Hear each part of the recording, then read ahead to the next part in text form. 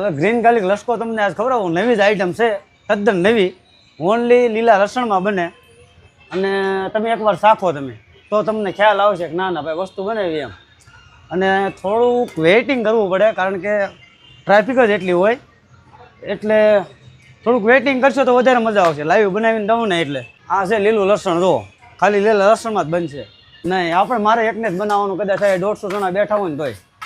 જીતભાઈ આપણો green garlic લસકો તૈયાર થઈ ગયો છે. અજયભાઈ એવું તો આમાં શું છે કે લોકોને અહીંયા આવવું પડે ખાવા માટે? વસ્તુ ભાઈ આપણે નેચરલ વાપરવાની, બરોબર છે. કોઈ પણ વસ્તુ ડુપ્લિકેટ કોઈ કહે ને તો આપણે તમ તાર પૈસા નથી જોતા કોઈના, બરાબર છે. અમૂલનું ચીઝ વાપરવાનું, બરોબર. અમૂલનું પનીર છે, અમૂલનું ક્રીમ છે.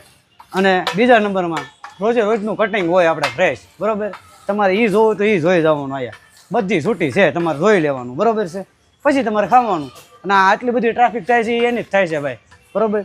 લાઈવ બનાવી દેવાનું, વસ્તુ થોડીક સારી હોય, થોડીક વાર લાગે, ખાવ પણ એકવાર પર મજા આવશે તમને. ચીઝ આવી ગયું અને આની માથે હજી લીલું લસણ આવશે.